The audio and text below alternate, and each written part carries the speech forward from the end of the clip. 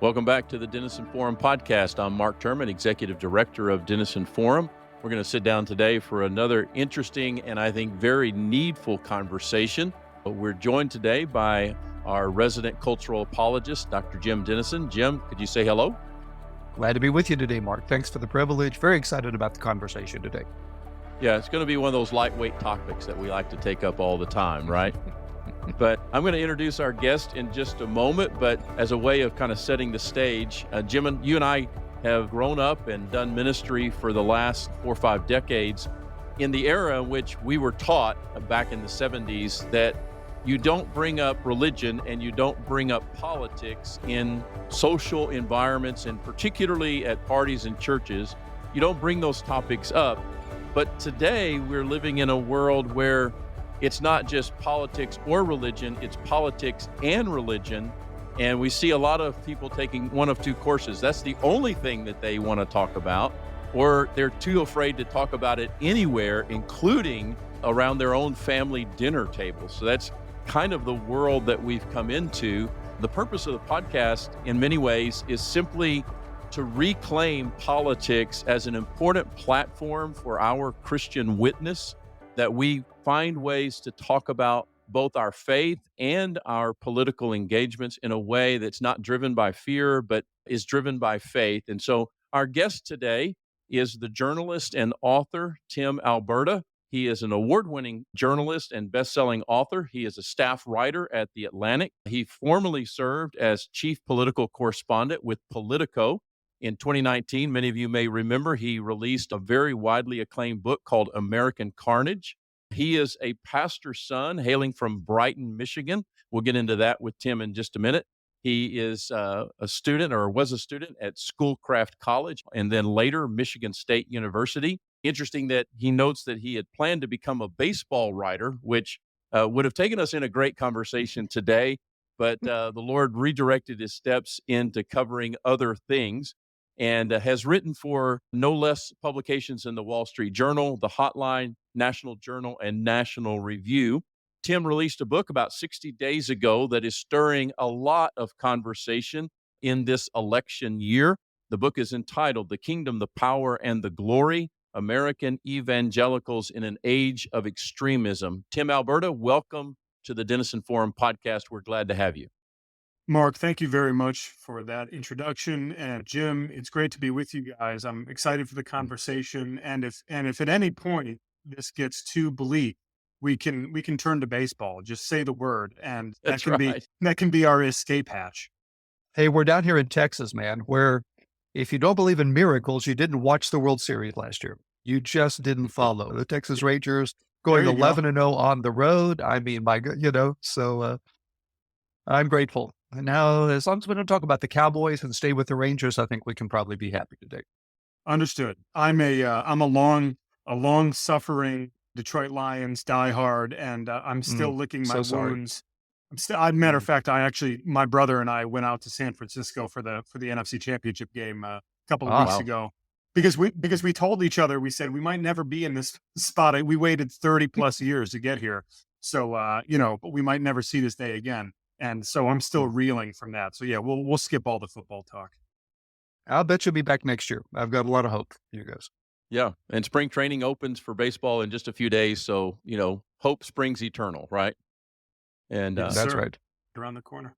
well, Tim, let's talk a little bit about your recent work. I noted in the book when I was reading through it that it took you 4 years to complete this project.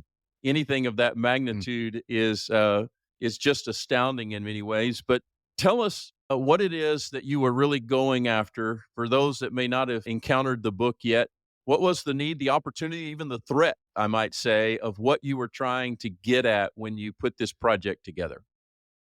Sure. So I think this starts just with the basic axiom of write what you know. And in my case, what I know is the Evangelical church. I was raised inside of the church. My dad was a pastor in the EPC, the Evangelical Presbyterian Church, and for as long as I can remember, I was, when I say raised inside the church, I mean literally physically raised inside the church. It was our home. It was our community. My mother was on the staff. She led the women's ministry at our church. And so most of my weekdays after school, doing homework, Bible study, bringing dates to Wednesday night church. When I later on, actually, when I was going to community college, I worked as the janitor at our home church. So it was, the church was really Done that job. my home. Yes, it's yeah. In fact, and I think I mentioned this in the book. I can't remember because my brain is sort of turning to scrambled eggs at this point. But when I was a little kid, I carved my initials into the brickwork of the narthex in the church, and that was like over 30 years ago that I did that, and they're still there today. Yeah, I mean, the church is a huge part of who I am, and it's a huge part of my family's story. And I kind of went on this journey as I got older, and I guess the best way to describe it is that it was a journey that, as a believer, that kind of started on one track and then at some point split and went on sort of parallel tracks. And those parallel tracks were, on the one side, drawing closer to Christ, becoming more and more convinced of the authenticity of Jesus and of the need for him in my life, and becoming more intimate in my walk with him.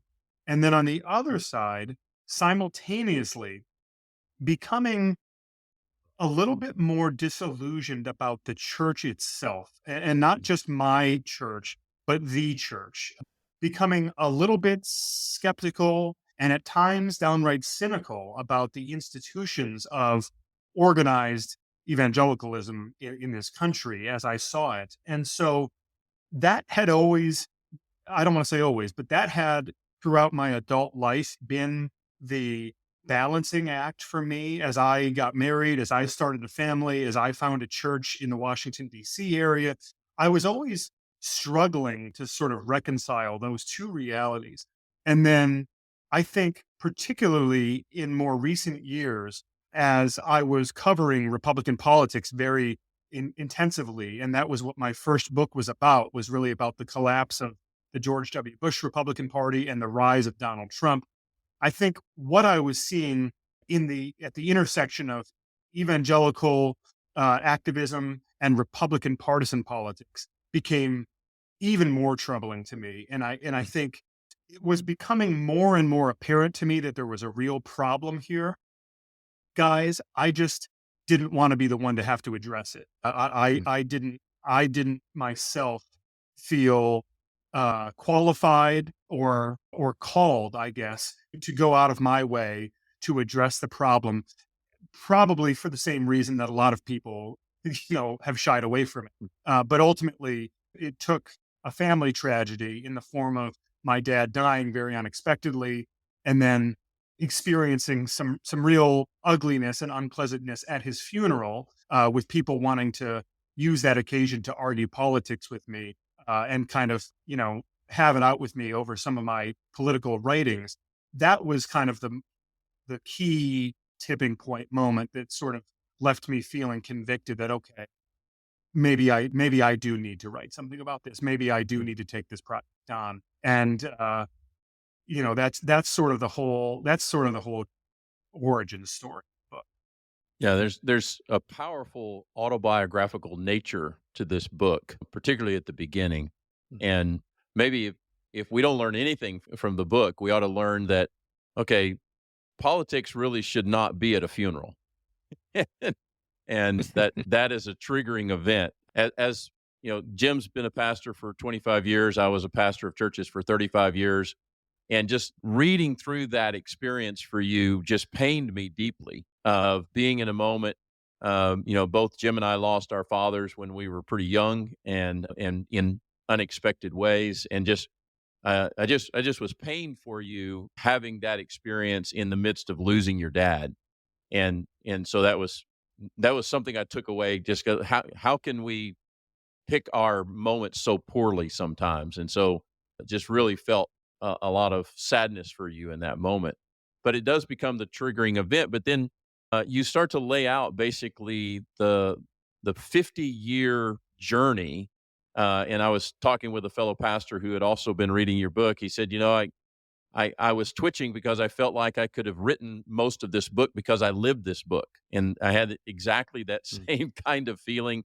I came to Christ in 1979, 1980, and then entered ministry about 2 years later. And everything that you cover in this book basically has been my lived experience.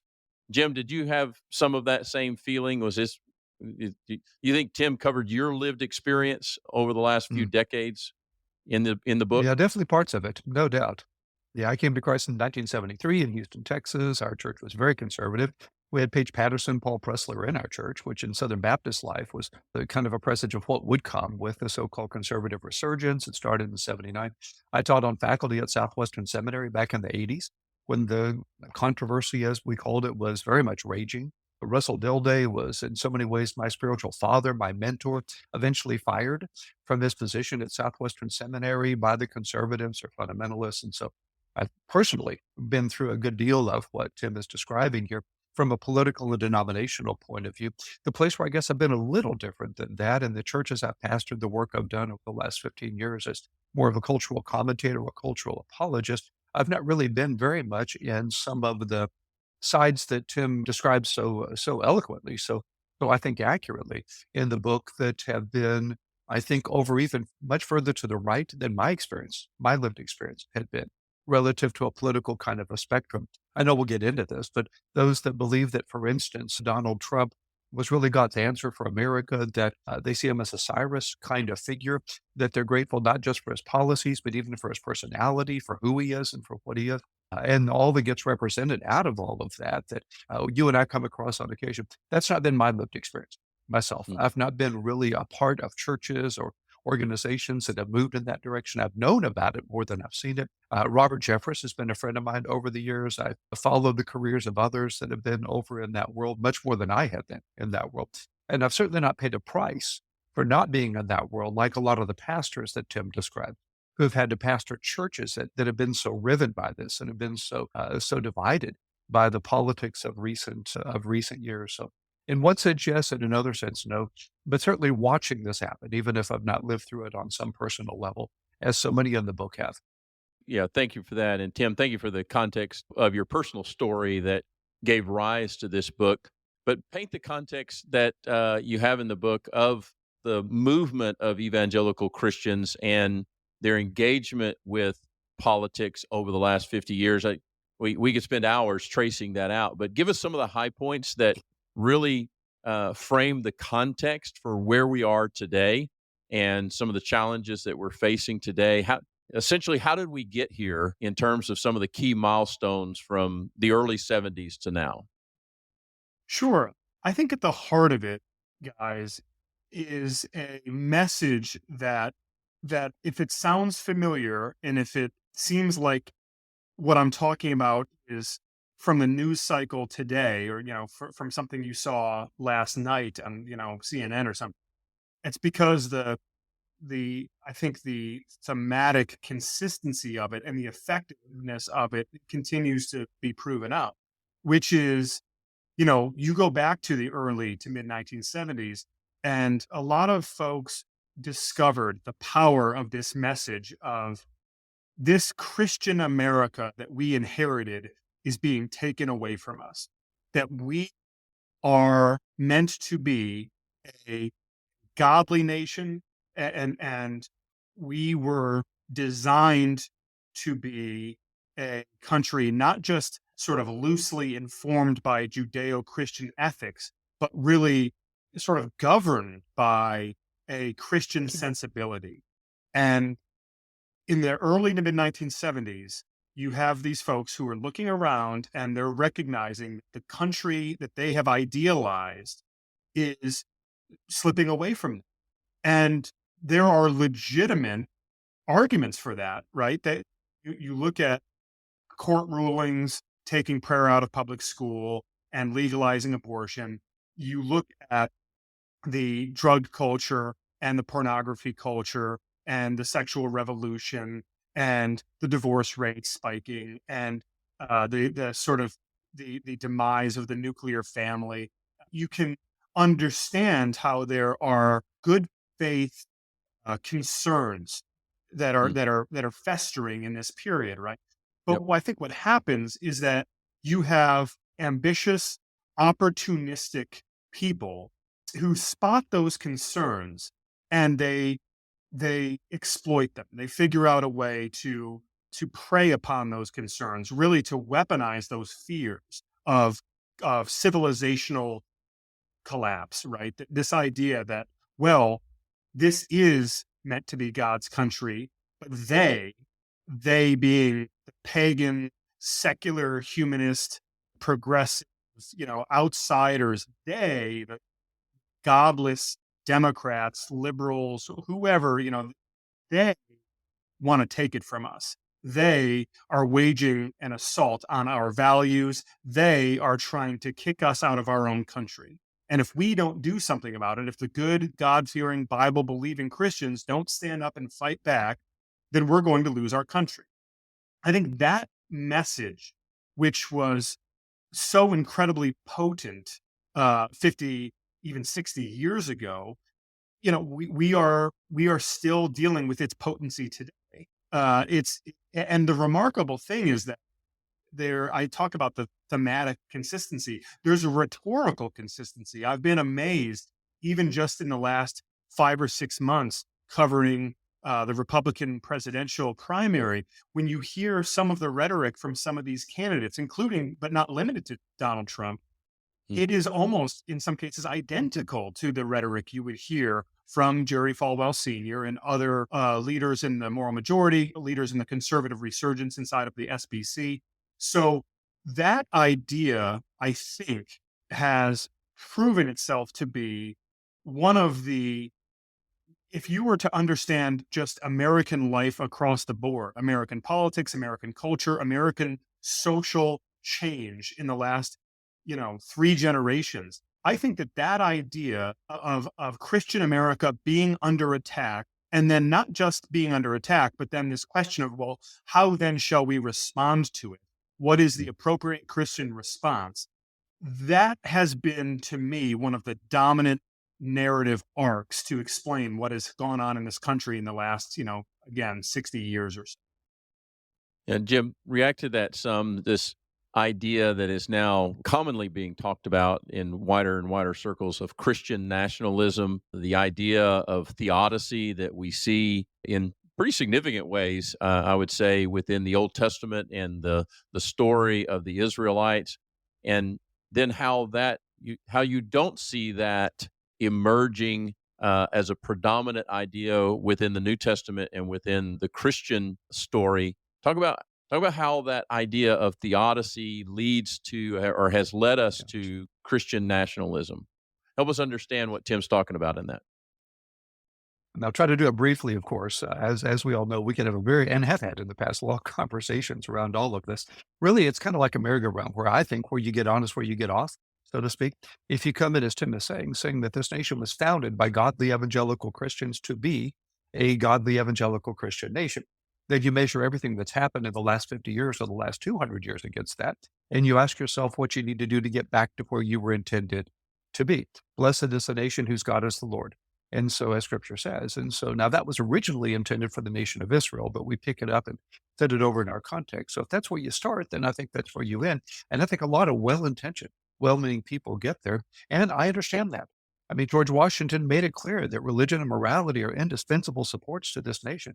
John Adams said our Constitution was intended only for a moral and religious nation and is wholly unsuited to the governance of any other. But as I've studied that pretty carefully, Mark, I myself am convinced that what the founders had in mind was a consensual morality, which, as Tim says, comes out of a Judeo-Christian worldview, but was not expressly understood to be a Christian nation. For the simple reason a nation can't be a Christian nation. A Christian is a person who's trusted in Christ as their Lord. Well, a nation can't do that. A nation can't have a salvation experience. A nation doesn't have a soul. A nation can't be a Christian nation. A nation could be a Muslim nation if it adopts Sharia law. There's 3 different versions of that, but whatever version they might do. You could even perhaps develop an Old Testament theocratic sort of a nation on Mosaic law, the 613 laws of that come out of the Torah, for instance. But you can't really do a Christian nation. And that's why the founders were pretty clear about that. Got a quote in front of me from the 1796 Treaty with Tripoli, signed by President John Adams. It says, the government of the United States of America is not in any sense founded on the Christian religion and has in itself no character of enmity against the laws, religious, or tranquility of Muslims. And he goes from there. We've got a letter from George Washington being grateful for the Jewish civilians in the United States and promising them that they would have the same right to equality as anybody else. And so, because I do believe America was founded within a consensual morality, because I do believe that that morality has certainly moved in dramatic ways, as Tim's described, with the sexual revolution, with postmodern relativism, with all that we're seeing right now, because I do believe that there has been in recent year a growing movement to believe that evangelical Christian morality is homophobic and bigoted and dangerous and all of that. I understand why a lot of evangelicals do believe that this nation is under attack and needs to get back to its godly evangelical roots. But I don't believe that you can make a good historical case that America was founded as a Christian nation, and indeed that any nation can be a Christian nation. And so there's this kind of blurring sort of a thing. You've got a David Martin approach that would say that I'm wrong and that America was intended to be a Christian nation. I'm aware of that. I just think he's wrong on the merit. But I do at the same time understand the concern that many evangelicals have as they see the trajectory of the culture and want to do something about it and aren't sure what to do about it. And if political organizing, if voting for candidates, if engaging in this context from a political point of view is a way to get there, then you could see the appeal of that to a lot of people. And I think we've seen that in recent years in ways that may be well-intentioned and some that may not be well-intentioned. And that's a conversation we could have as well. Yeah, exactly.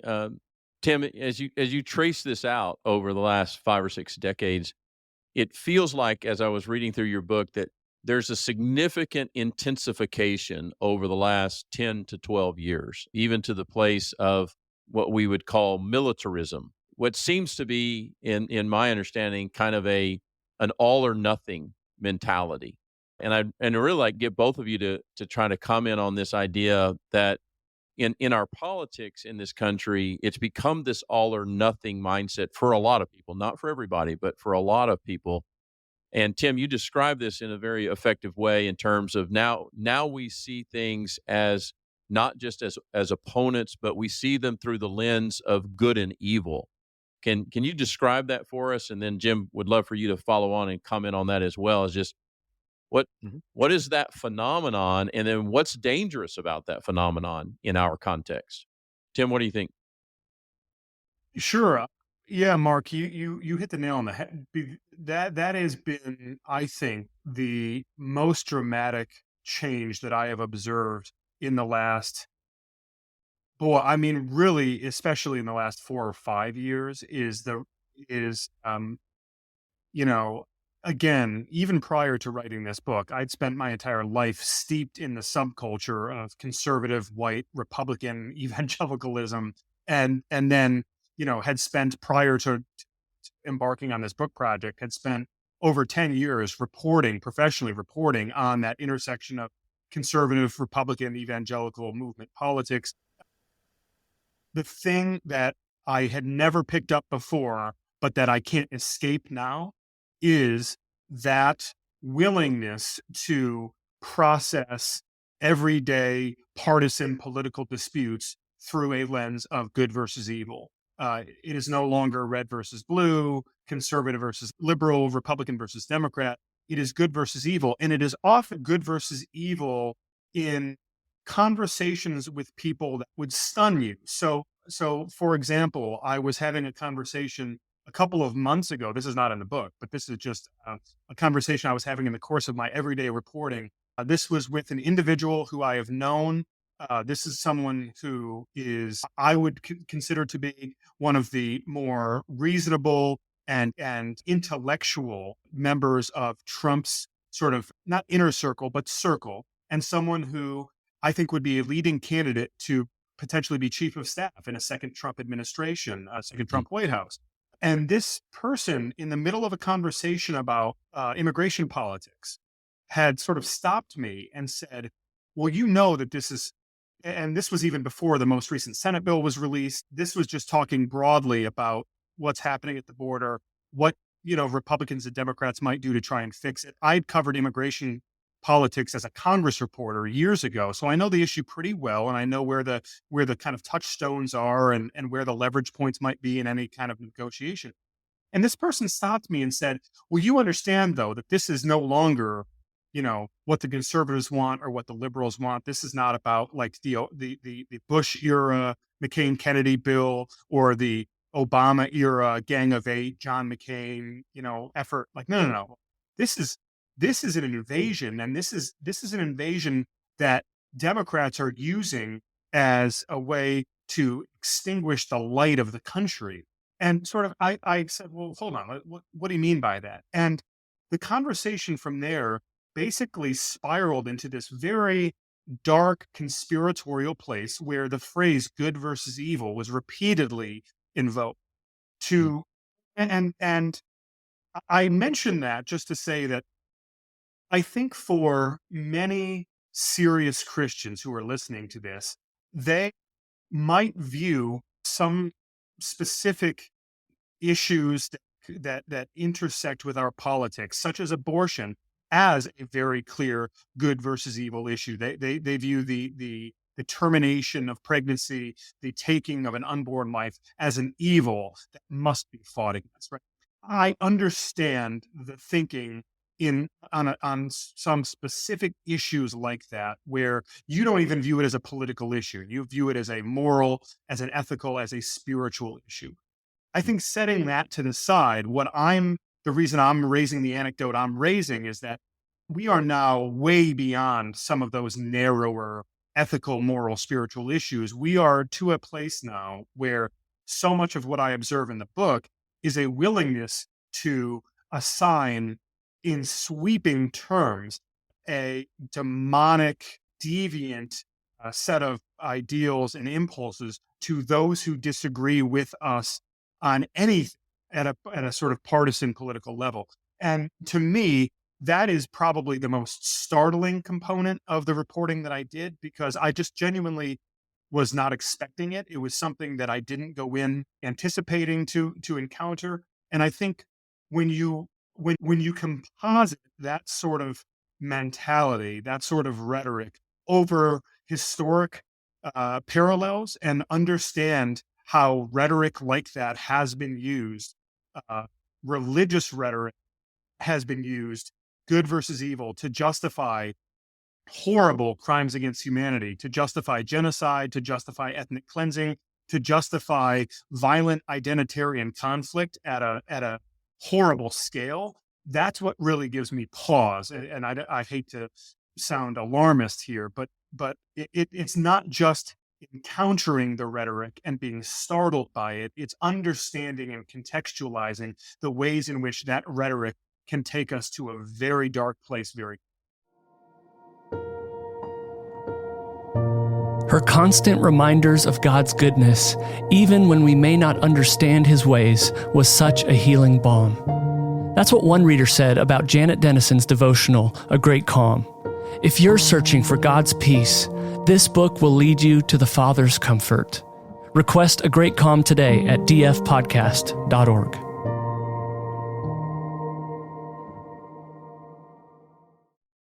Yeah, a lot to think about there. Jim, I would like you to react a little bit to what Tim's sharing. You and I have talked before. In many ways, having all three of us lived through the Reagan era, we have a lot of esteem for that, and rightly so in many ways. Sometimes I think we may romanticize it some, but Jim, you and I have had conversations in the past about Ronald Reagan's relationship with Tip O'Neill, who was a political rival in some ways. You might want to comment on that, but just this idea, what happens when we, in my interpretation of Tim's work, overplay the idea of good versus evil? We know that the devil is active on many levels, maybe all levels, and that there certainly can be those expressions of evil that find their way into our politics, clearly.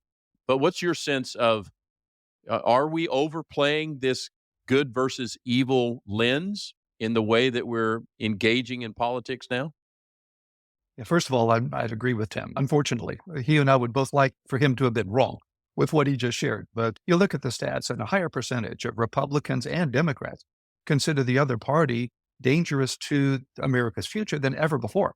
In the history of polling, a higher percentage on both sides do not want their children to date somebody from the other party than ever before in the history of polling. So we really are at this place of demonizing the opposition, whatever the opposition issue might be, whether it's the border or anything else. And so different, as you're saying, from the Reagan era. I remember Chris Matthews writing some years ago, kind of a biography of his experience with Tip O'Neill and Reagan and all of that. There was some specific issue that was in the currency of the day. And Reagan wanted O'Neill in the House to support his position. And O'Neill said to Reagan, well, but if I do, I need some guarantee that the Republicans won't hold that against my members later on in the election.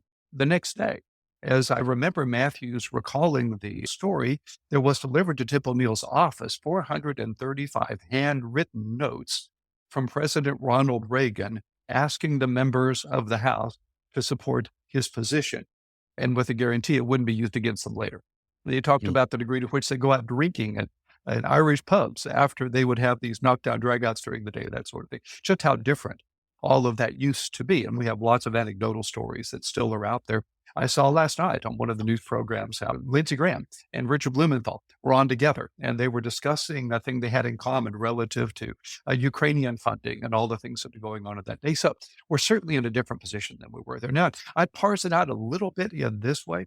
I think we absolutely start with issues for which there is a moral right wrong in the minds of many, and Tim pointed to that with the abortion issue and the belief in 73 with Roe v. Wade that this was pushed into a national position in a way that was unfair. It was by unelected officials and the justices, and it was on some way an imposition of an unbiblical immorality around life itself.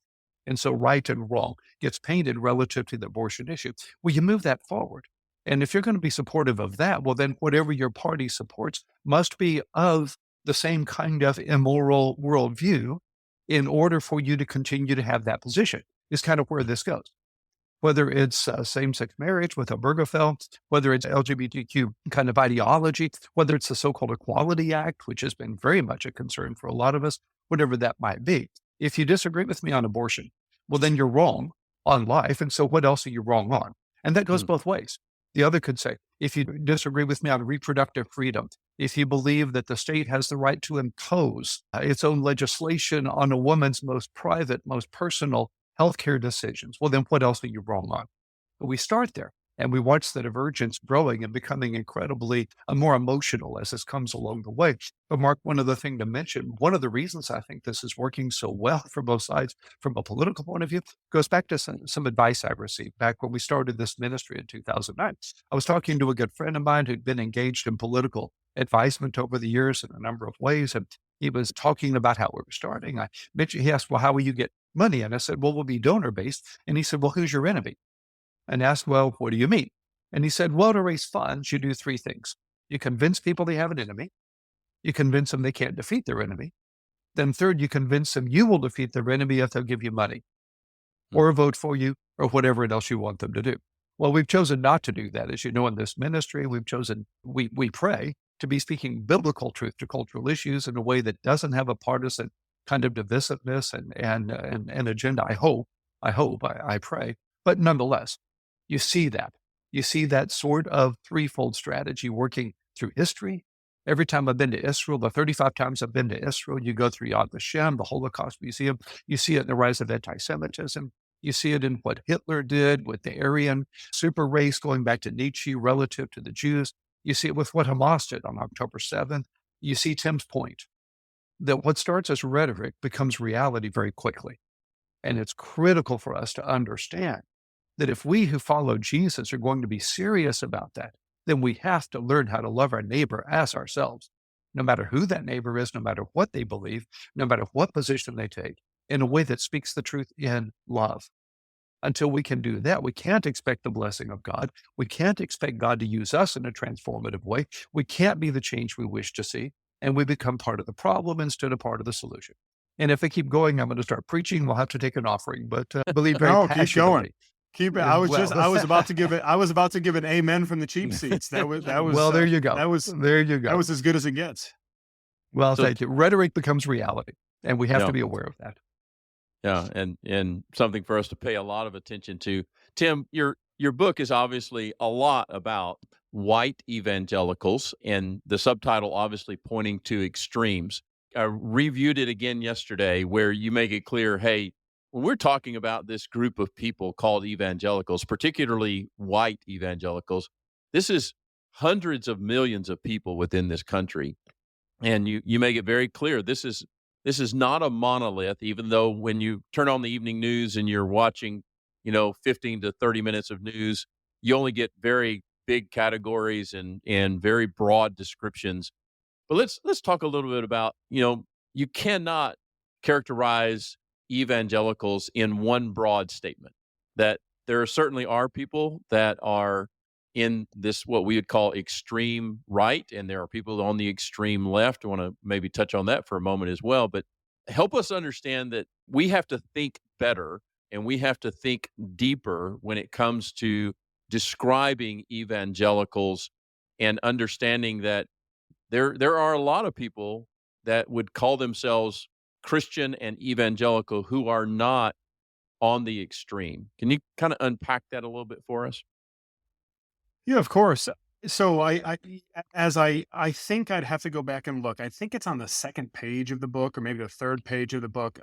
I try to go out of my way very early in the prologue to make that point clear, Mark, that we're dealing with a massive community of individuals here, and that there's a vast spectrum of behaviors, attitudes, motivations, so you couldn't stereotype these folks if you wanted to, because it's especially relative to Trump, which I know where we are now, it's become easier and easier to process what it means to be an evangelical through not just a partisan filter, but almost through a Trump filter, because we see the exit polling in Iowa, and we look at the public polling available to us, tracking the horse race, and we see the overwhelming support that Trump has among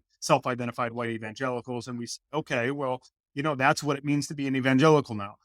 There's a couple of things that I think are worth mentioning. One of them really goes back to Jim's point a minute ago about abortion.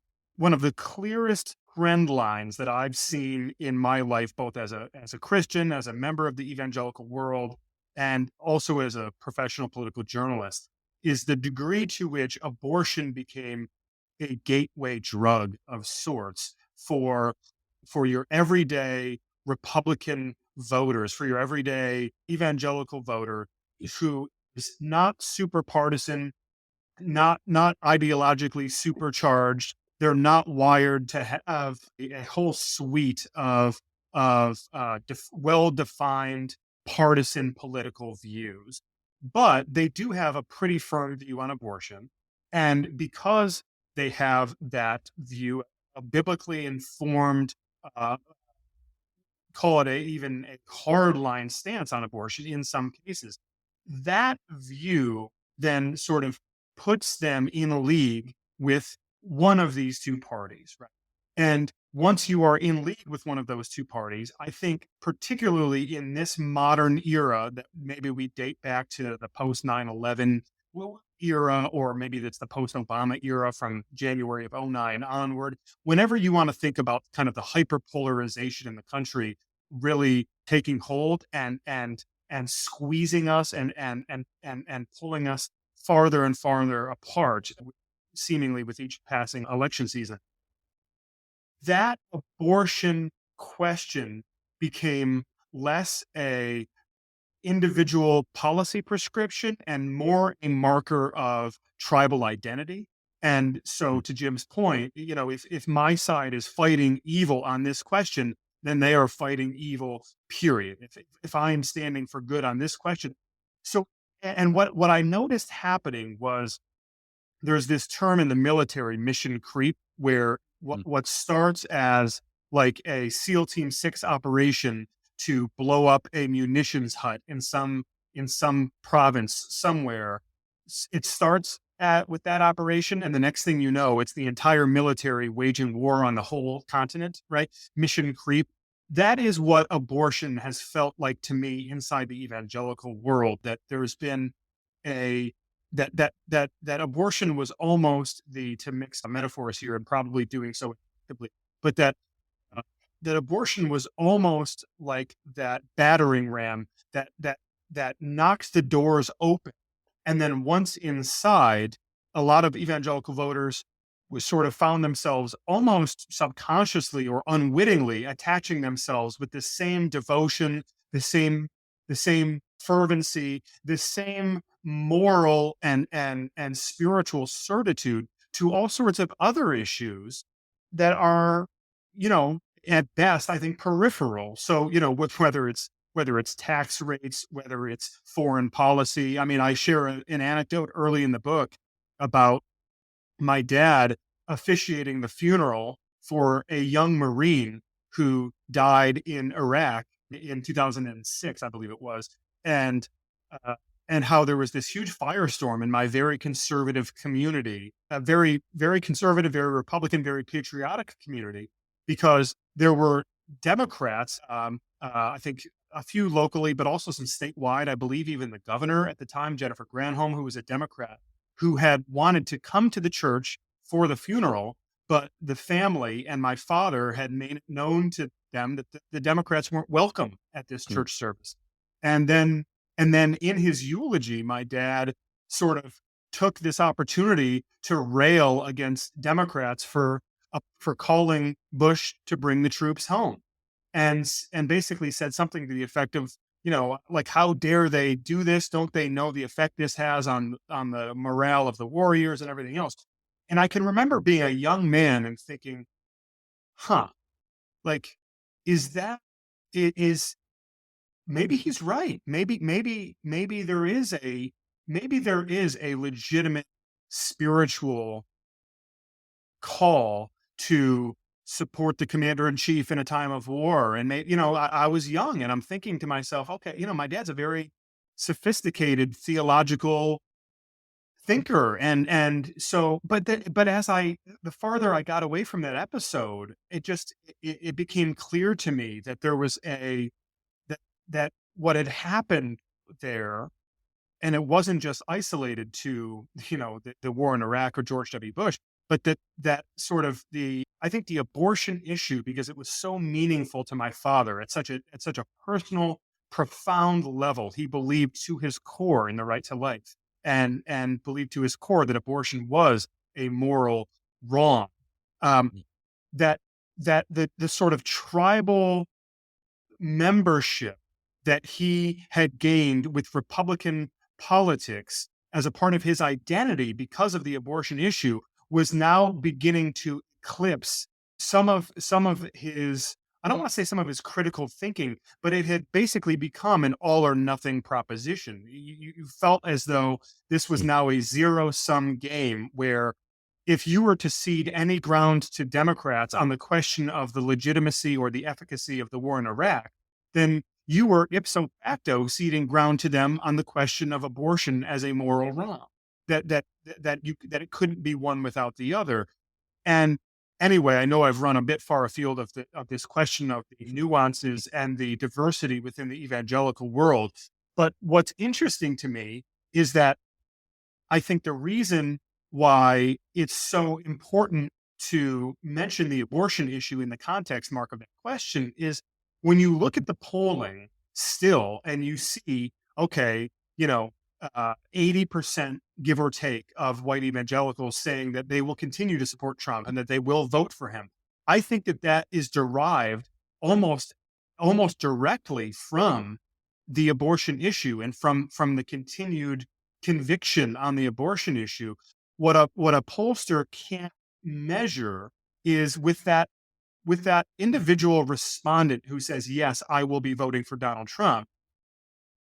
That respondent may very well find Donald Trump to be repugnant and might very well find the current Republican Party in this iteration to be kind of reprehensible, and they are voting for the party less as an affirmation of its values or its policy propositions across the board, and more as a rejection of what they see as extremist policies taking root in the Democratic Party. Or they might be someone who is casting a single issue vote because of the abortion question, but otherwise finds politics to be just sort of a sordid and nasty business that they want nothing to do with. I guess my point is that what I've discovered pretty consistently is that you do continue to see a real diversity of views within the white evangelical world on a lot of different things. But some of the things where there isn't a lot of diversity, there is such a concentration of opinion and of conviction that it tends to then almost dull the diversity or dull the perception of diversity and nuance that we might otherwise see in that world. And I'm not sure if that I hope that makes sense the way that I've described. Yeah, because it feels like that we've abandoned any belief that there can be nuance, that it has to be simple black and white. Jim, would love for you to comment on this. Should Christians always be thinking that everything is a matter of right and wrong? Is that the only way or the primary way, the exclusive way that Christians should think about everything, including their politics? That's a great question. And this really moved into that space right along the kind of the spectrum that Tim's described so well.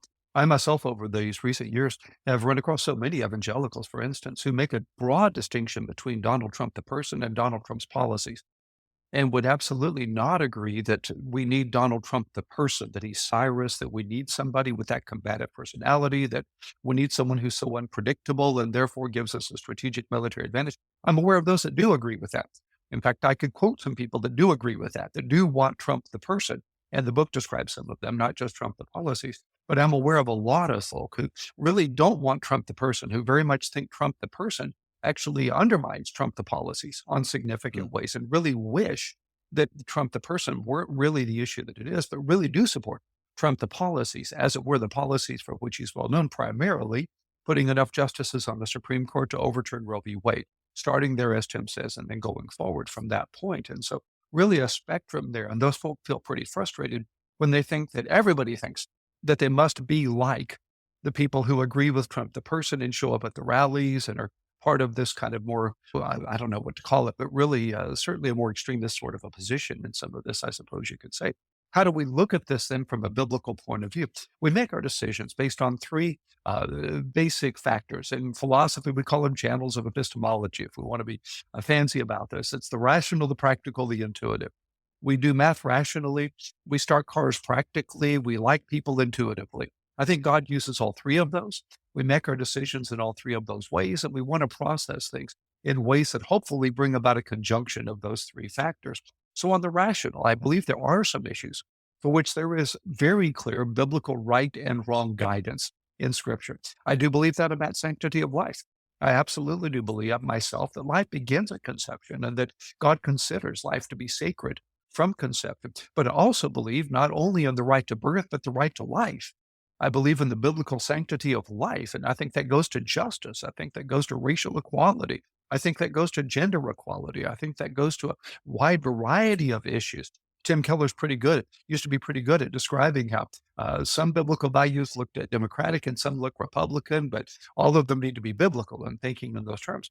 So, Mark, I think there are some issues for which we can evaluate rationally from a biblical point of view and say this is right or this is wrong. There are others that would come at practically. We can't really say the Bible has a position on the Panama Canal Treaty. We can't really say that the Bible comes forward with the one position on whether Texas is being invaded and therefore states' rights should contravene federal rights, and whether the federal government has a right to dismantle the wire that's been built by the state there. I don't know that the Bible can give us, in fact, I don't think it can, obviously, give us rational right and wrong. So we're going to come at that practically, what seems to make the most practical sense within where we are. And then a lot of our decisions, I think probably the lion's share of them, get made intuitively. I like somebody, I don't like somebody. I vote like the people that I'm like. There's a tribalism that's part of human nature. And I go with the people that go with me, sort of speaking. And a lot of our decisions that we think we're making rationally and practically, we're probably making intuitively based on our own personal experience or the relationships that matter so much to us. It all gets kind of put together. But back to where you started, to the degree that we can parse these things out. And as we so often say, try to think biblically and act redemptively. That's where we need to be as believers. We need to be asking, what does Scripture say? If it does, in fact, speak to this, it speaks to it as a precept or it speaks to it as a principle. Let's do our best to think biblically and act redemptively in ways that honor God more than our own tribalism. That's the challenge for us, and that's the opportunity in a day like this. The darker the room, the more obvious the light. Yeah, so helpful in that. We could keep this going on for a long time, but have just a couple of questions that we probably have time remaining for. One quick question I want to see if we can get to is Jim, this starts with you. Tim describes it well, this Cyrus idea about Donald Trump.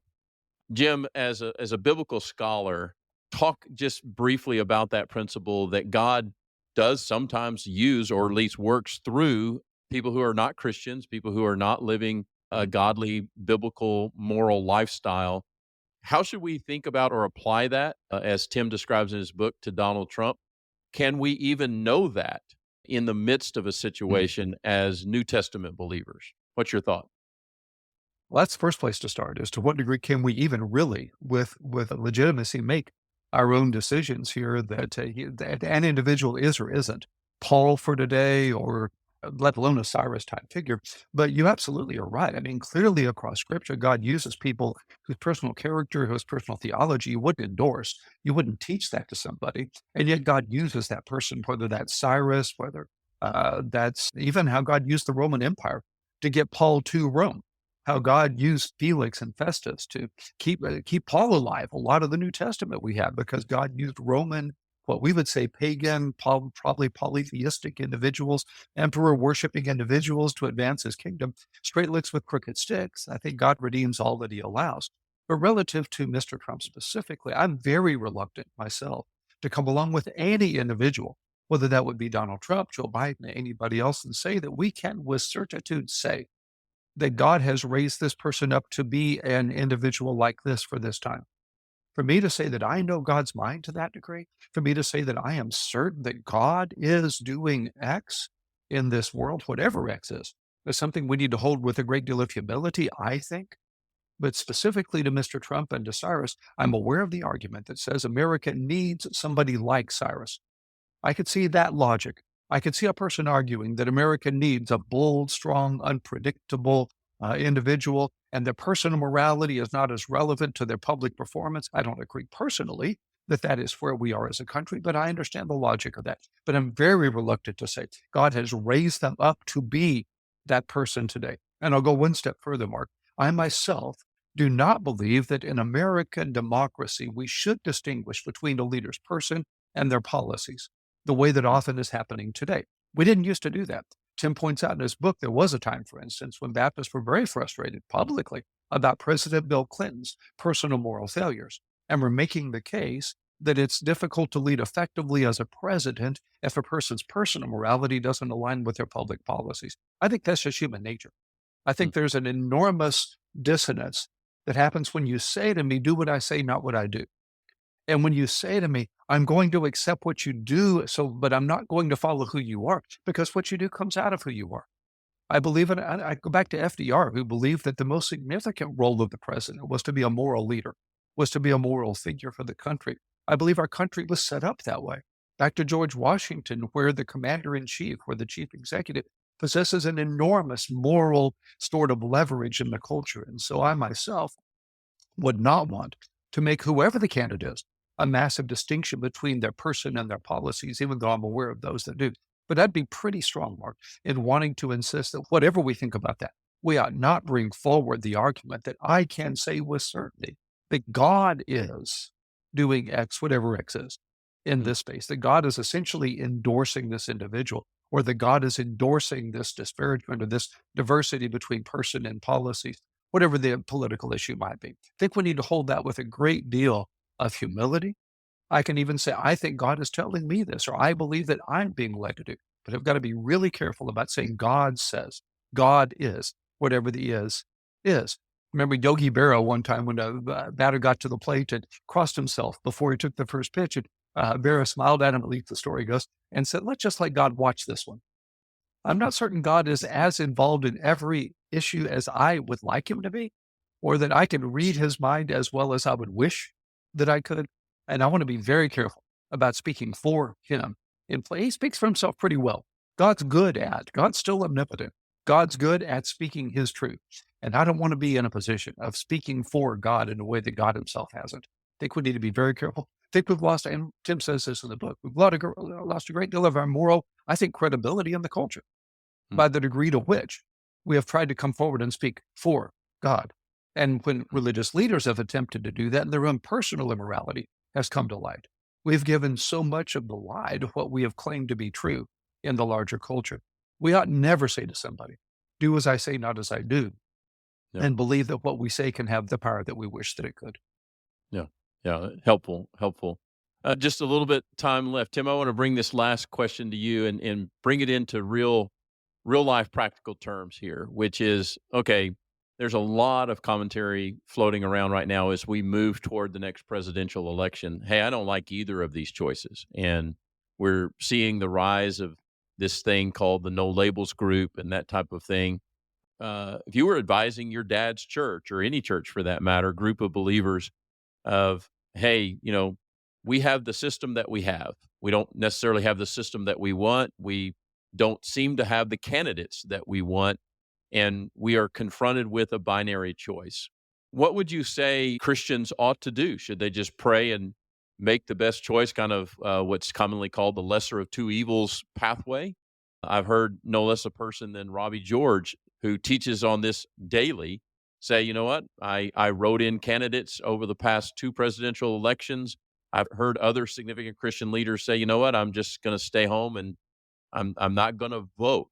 What would you advise Christian people who care?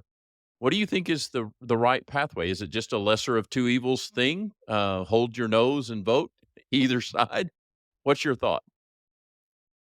Well, I'd say a couple of things, Mark. I've made my living for a number of years reporting on these elections and analyzing them, but certainly never advising anyone on how they should be voting. And even in my capacity as a brother in Christ, I would be reluctant to get too far over my skis in advising anyone what they ought to do. I could probably only comment on how I, as a Christian, as a dad, as a husband, as a citizen, how I approach times such as these, which is to say that the first step, it seems to me, is recognizing where one's citizenship truly is found. And if we believe that our citizenship is truly in heaven, that we are called first and foremost to the kingdom of God, and not to the kingdom of America, not to the kingdom of some cultural tribe or political party, that ultimately we derive our identity from Christ having transformed our hearts. As a starting place, if we can sort of establish ourselves there, then I do think it becomes easier to process at all 3 levels. I want to make sure I got this right, Jim. It was rational, practical, and intuitive, right? That's very good. Yeah. So I think it becomes easier at all 3 of those levels. Or if not easier, at least it becomes a little bit less stressful, perhaps, to then process the choices in front of us. I am a big believer. I've always been a big believer. This predates the 2024 death march of Biden versus Trump. I've always been a believer that there's no such thing as throwing away your vote. People will often reduce it to, well, it's a binary choice. So if you're not voting for one of these people, then you are by default voting for the other. I reject that. I actually believe that the vote is a beautiful thing and should be treated as such. And so in my own life, I try to reject false choices as it pertains to our politics. And that is not just rejecting false choices in terms of the 2 major parties at the ballot box, but rejecting false choices when it comes to the arguments this week around the Senate immigration bill, or when it comes to false choices being argued around the impeachment trials of Donald Trump, or the January 6th rioting, or any of the, so much of the dumbing down of our political system owes to I said it earlier, the same phrase, the kind of zero sum mentality that you must side with one of these two tribes. You cannot possibly fall somewhere in the middle. And I just reject that sort of thinking. And I guess if I could offer a piece of encouragement to any Christians who are listening, who find themselves troubled by the choices before them, not just the choices at the ballot box in November, but the choices culturally, the choices in media that are foisted upon them. Well, I do. Is it MSNBC or is it Fox News? Well, does it have to be one of those two things? Can you, in fact, discover for yourself prayerfully a different way forward?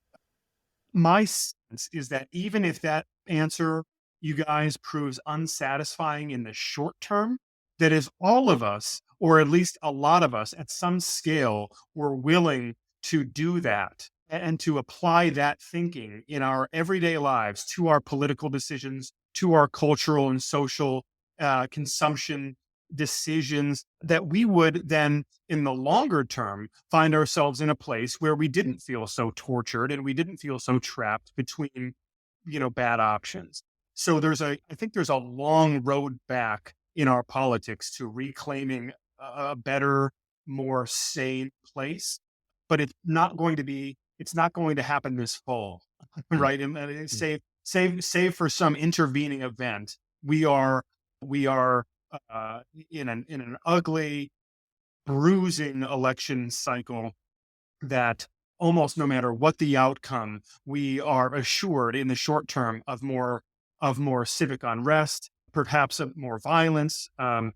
That short-term reality should not eclipse our long-term civic aspiration of moving our body politic toward a better place. And I think that aspiration as citizens of this world and as citizens of this country must ultimately be informed, as I said at the outset, by our citizenship in heaven, and by taking our cues not from a Republican platform, not from a Democratic platform, but by humbling ourselves and trying to read the Bible, and trying to pray, trying to process what the Lord wants for us as being way upstream of our politics. In other words, as I say at one point in the book, I think the great crisis in much of evangelicalism today is a tendency to view our faith through the prism of our politics, rather than viewing our politics through the prism of our faith. And I think that if we can get that right, if we can get that piece right, then it's going to solve a lot of our problems. Yeah, that's a good word, and aligns with what we are trying to do at Denison Forum, which is to help people think biblically, to live holy, and to act redemptively everywhere they can, including politics, because it is a wonderful platform for us to be engaged in. We talk about this often at Denison Forum. We have an opportunity as Americans, as people who get to participate in a political process. We have opportunity and responsibility on a scale that most of the world is envious of, and certainly the biblical writers and Christians never knew anything of this level of freedom and opportunity of engagement. And so we have a lot to be grateful for, even though we have some significant problems. And as you said, probably a long road back to something that's better than what we've experienced the last number of years. Tim, I want to thank you again for just being a part of the conversation. Thank you again for the book. Would encourage everyone to pick up Tim's recent book, The Kingdom, the Power, and the Glory, American Evangelicals in an Age of Extremism. It's an important work and is helping a lot of conversations. Dr. Jim, as always, thank you for your participation.